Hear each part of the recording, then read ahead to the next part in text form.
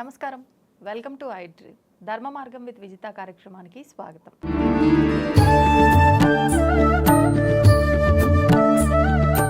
ప్రస్తుతం మనతో పాటు ఉన్నారు ప్రముఖ ఆధ్యాత్మికవేత్త జ్యోతిష పండితులు సుభాష్ శర్మ గారు. ఇప్పుడు గురుగారితో మాట్లాడి మరిన్ని విషయాలు తెలుసుకుందాం.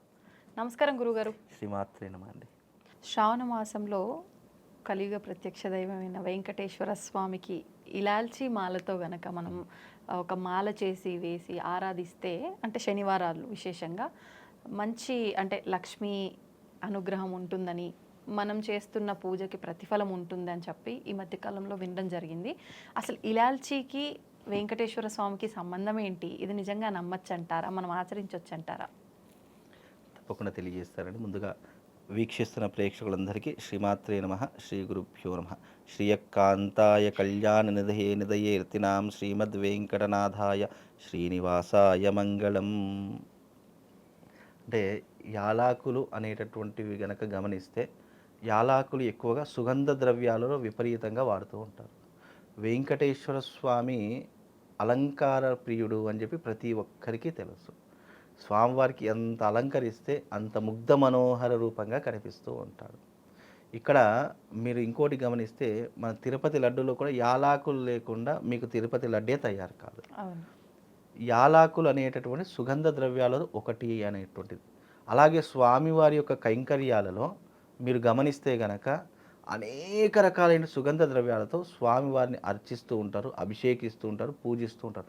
స్వామివారికి వాడేటటువంటి నీళ్ళు ఉత్తవి కూడా ఉండవు. తప్పకుండా అందులో సుగంధ ద్రవ్యాలు వేసే స్వామివారికి అభిషేకం చేస్తారు.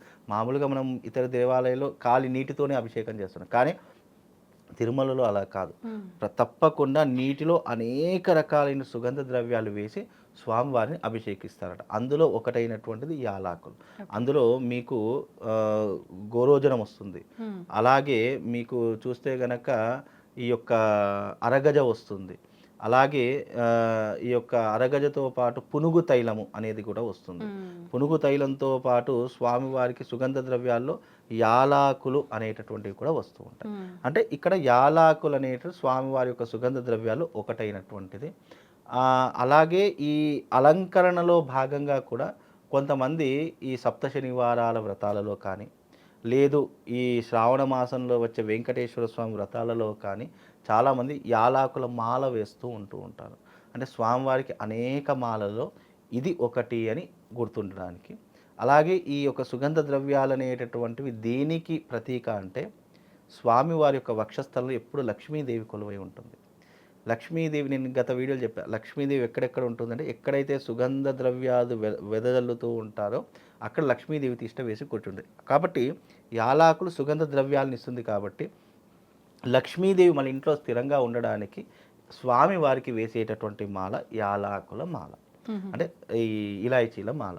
అది వేయడంలో భక్తి అనేటటువంటిది ప్రధానంగా తీసుకోవాలి తప్ప, ఇది వేస్తేనే లక్ష్మీదేవి తిష్టగా కూర్చుంటుంది అనేటటువంటిది కాదు. కాకపోతే ఆ అమ్మవారికి ఒక సుగంధ ద్రవ్యాలలో ఇది ఒకటి అని అర్థము. అందుకే భగవంతుడికి వాడే ప్రతి ఒక్క దాంట్లో సుగంధ ద్రవ్యాలు తప్పకుండా వస్తాయి. అందులో యాలాకులు ఒకటి. ఆ మాల వేస్తే ఇక్కడ భగవంతుడు సంతోషిస్తాడో లేదో తెలియదు, భక్తుడికి మనస్సు ప్రశాంతంగా ఉంటుంది. అబ్బా, నేను ఈరోజు స్వామివారికి ఇష్టమైనటువంటి ఒక మాల వేశాను అనేటటువంటిది మనిషికి ఒక సాటిస్ఫాక్షన్. అంటే ఇక్కడ రెండు రకాలైనటువంటి విధానాలు ఉంటాయి కలియుగంలో. భగవంతుడికి సాటిస్ఫాక్షన్ చేయాలి అంటే, భగవంతుడిని ప్రసన్న చేసుకోవడానికి మనం చేసే ప్రతి ఒక్క పూజ, ప్రతి ఒక్క అలంకరణ, ప్రతి ఒక్క విధానము భగవంతుడు ఎప్పుడెప్పుడు మన మీద దయ కల్పిస్తాడు అనేటటువంటిది ఒక మార్గం అయితే, అరే ఈ రోజున భగవంతుడికి ఇష్టమైనది వేశాను కదా, తప్పకుండా భగవంతుడు మనకు అనుగ్రహిస్తాడని మనలో ఉన్నటువంటి సాటిస్ఫాక్షన్ ఒకటి. కాబట్టి ఇక్కడ రెండూ కూడా ధర్మబద్ధమైనటువంటివి, న్యాయబద్ధమైనటువంటివి. కాబట్టి అలా ఇష్టమైనటువంటివి వేస్తే తొందరగా ప్రసన్నుడవుతాడు, తొందరగా మన వైపు ఒక చూపు చూస్తాడు అనేటటువంటి విధానంతో ఈ యాలాకుల మాల అందులో ఒక భాగము అని చెప్పుకోవచ్చు. సంఖ్యమైన చూసుకోవాలండి. 27 కానీ 28 కానీ లేదా 108 కానీ చేసుకోవచ్చు. అంటే వాళ్ళ శక్తి అనుసారం. ఎందుకు అని అంటే గనక ఇక్కడ సాంఖ్య అనేటటువంటిది ఏంటి అని అంటే గనక, భగవంతునికి మనం అష్టోత్తరము అని 108 సంఖ్యను ప్రధానంగా పెడతాం. అందుకే మనం ఏ సంఖ్య చెప్పినా 108 చేసేయండి అని చెప్తుంటాం. అంటే ఎగ్జాంపుల్గా చెప్పేస్తూ ఉంటాం.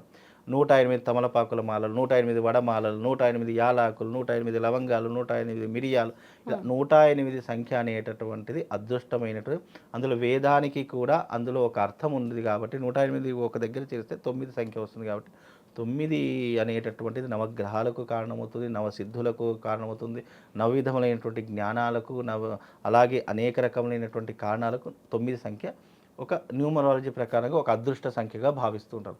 అందుకే 27 అయినా అలాగే 28 అయినా పెట్టుకోవచ్చు, అలా 108 కానీ అది మనిషి యొక్క యథానుసారం వాళ్ళ యొక్క మనస్సుకి ఏదైతే ప్రశాంతతనిస్తుందో, ఏదైతే మనసులో ఒక కోరిక వస్తుందో దాని ప్రకారంగా మాల వేయొచ్చు అనేటటువంటి శాస్త్రం అండి. ఇప్పుడు ఇవాళ శనివారం అనుకోండి, ఈరోజు పూజలో స్వామికి ఆ మాలని ధారణ చేశాం. ఆ మాలని మరుసటి రోజే తీయాలా, లేకపోతే అసలు ఎప్పటి వరకు ఉంచొచ్చు? తీసిన మాలని ఏం చెయ్యాలి? ఇది చాలా మట్టుకు దీంట్లో ఒక రహస్యం చెప్తాను. ఎప్పుడైనా సరే ఒకసారి భగవంతునికి అలంకరణ చేశాము అని అంటే అది తప్పకుండా తెల్లవారు తీసేయాలి. అది చాలామంది కొంతమంది ఏమనుకుంటారంటే, అరే పూలు ఫ్రెష్గా ఉన్నాయి కదా, సర్లే ఇంకో 2 రోజులు ఉండనివ్వండి. అరే మనం పెట్టిన ఆకులు తమలపాకులు కానీ మామిడి తోలు కానీ చాలా ఫ్రెష్గా ఉన్నాయి కదా, ఇంకో 2 రోజులు ఉండడం తప్పేం లేదు. దీపపు వత్తులు చాలామంది అయ్యో ఇది కొంచెమే కాలేదు కదా, ఇదే కొంచెం పైకని చెప్పేసి నూనె పోసేసి దీపాన్ని వెలిగిస్తేస్తారు. ఇలా చాలామంది చేసే పొరపాట్లు ఇవే. భగవంతుడికి ఏదైతే మనము మాల కావచ్చు, పూలమాల కావచ్చు, యాలాకుల మాల, సంథింగ్ ఏదైనా ఒకసారి పెట్టామంటే మరుసటి రోజు తప్పకుండా తీసేయాలి. దాన్ని మలినము అని అంటూ ఉంటాం. అరే ఈరోజు నేను స్నానం చేశాను, రేపు పొద్దుగా అబ్బా ఈరోజు కూడా ఫ్రెష్గా ఉన్నాను కదా అని చెప్పి స్నానం చేయకుండా అయితే ఉండం కదా, మనము అలంకరణ చేసుకోకుండా అయితే ఉండం కదా. అలాగే భగవంతుడి విషయంలో కూడా అలాగే, అంటే ఈ యొక్క అలంకరణ అనేటటువంటిది ఇప్పుడు మీరు ఏ దేవాలయంలోనైనా చూడండి, నిన్న పెట్టినటువంటిది ఈరోజు మళ్ళీ మనకు కనిపించదు. బికాజ్ అది నిర్మాల్యము. మళ్ళీ మీరు ఎప్పుడైనా గమనిస్తే ఎందుకు అది నిర్మాల్యము అని అంటే, భగవంతుని చూడడానికి అనేక కళ్ళు, కొన్ని పాజిటివ్ ఉంటాయి, కొన్ని నెగిటివ్ ఉంటాయి, కొన్ని దుష్టశక్తులు ఉంటాయి, కొన్ని మంచి శక్తులు ఉంటాయి. ఇలా భగవంతుడి దగ్గర కోరుకున్నటువంటి కోరికలన్నీ కూడా ఏమవుతాయి అంటే అవి ఆ విగ్రహం మీద ఎఫెక్ట్ పడిపోయి తాను శరీరం మీద వేసినటువంటి పూలన్నీ కూడా మాలిన్యంగా మారిపోతూ ఉంటాయి. అందుకే వాడిపోవడం కానీ, ఏ పుష్పమైనా సరే చెట్టుకుంటే అది చెట్టుకు ఇంకో 2 రోజులు ఉన్నా అది ఫ్రెష్గానే ఉంటుంది. గులాబీ చెట్టు అనుకోండి, ఒక పువ్వు పూస్తుంది, ఒక 2 రోజులు తెంపకపోయినా అది అలాగే ఉంటుంది తప్ప ఎలాంటి వాడదు. కానీ ఒక్కసారి తెంపి 1 గంట 2 గంటలు లేదా 1 రోజు లేదా నెక్స్ట్ డే అది వెంటనే వాడిపోతుంది. అంటే అది ఆయా పుట్టిన దానికి ఉంటే గనక అది ఫ్రెష్గా ఉంటుంది. ఎప్పుడైతే అది ఇతరుల చేతిలో కానీ లేదా ఇతర విగ్రహాల మీద ఉంటుందో అది నెగిటివ్ ఇంపాక్ట్ని ఎక్కువగా గ్రహిస్తుంది.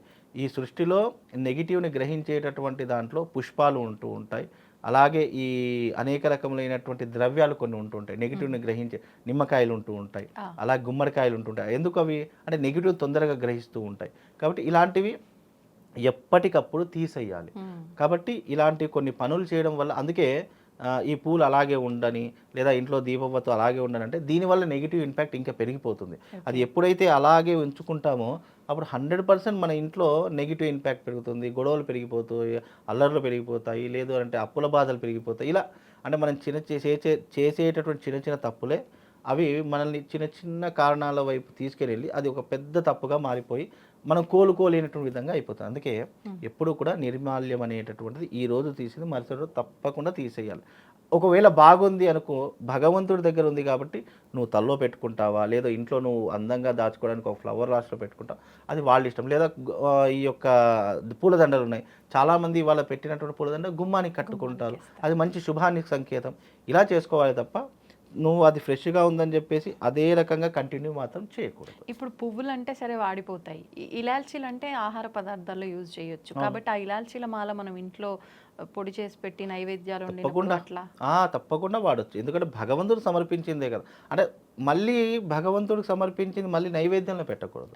ఎందుకు అని అంటే అది మనం అదే సుగంధ ద్రవ్యాలు ఒకటి మనం టీలో వేసుకోవచ్చు, కాఫీలో వేసుకోవచ్చు, లేదా మనం స్వీట్ ఏదైనా పదార్థం చేసుకోవడం, తీపి పదార్థం అది తినడానికి మనం వాడుకోవచ్చు. ఇలాంటి పదార్థాలు వాడుకోవాలి తప్ప ఒకసారి భగవంతుడికి ఏదైనా అర్పించామనుకోండి, అది ఇక మరుసటి రోజు మళ్ళీ నేను అదే వేరే రకంగా అనిపిస్తానంటే కుదరదు. అది ఒకసారి సమర్పించామా అది అయిపోయింది, మళ్ళీ అది మనం తీసుకున్నామా అది ప్రసాదం కిందికి అవుతుంది. కాబట్టి ప్రసాదం అనేది ఒకసారి సమర్పించింది మళ్ళీ మనం అది చేత్తో ఎప్పుడైతే తీసుకోవడం మొదలు పెట్టామో అది భగవంతుడు మనకి ఇచ్చినట్టు ప్రసాదంగా భావన చేసుకోవాలి తప్ప అది ఫ్రెష్గా ఉంది ఇంకో 2 రోజులు వేసుకున్న మళ్ళీ దాన్ని వేరే రకంగా భగవంతుడికి పెడదామంటే అది కుదరదు. అది మనమే ప్రసాదంగా తీసుకోవాలి. అది నువ్వు ఏ రకంగా మలుచుకుంటావు, ఏ రకంగా దాన్ని మార్చుకుంటావు అనేది నీ చేతుల్లో ఉన్న పని. స్వీట్లో వేసుకుంటావా, టీలో వేసుకుంటావా, కాఫీలో వేసుకుంటావా, అది మన ఇష్టం. ఓకే, ధన్యవాదాలండి. శ్రీమాత్. And for more videos, Please subscribe to iDream. Please subscribe to iDream. Please subscribe iDream. And please subscribe to iDream. For more videos, subscribe to iDream. please like, share, and subscribe to the channel. Congratulations, iDream. Subscribe to iDream. Subscribe to iDream. So subscribe to iDream Media. iDream की iDream team अंदर की huge congratulations. Please subscribe iDream Media. Please subscribe to iDream. Subscribe iDream. Please subscribe to iDream. iDream అంటే నా కళల channel subscribe చేసుకున్న నోరు తిరుగుతలేదు, మీరైతే గంట గుర్తు కొట్టండి. For more such videos, please subscribe to iDream. Subscribe to iDream. Please subscribe to iDream. Please subscribe iDream Media. Please do subscribe to iDream. Please subscribe to iDream Media. For best entertainment and information, please subscribe iDream. And don't forget to subscribe to iDream.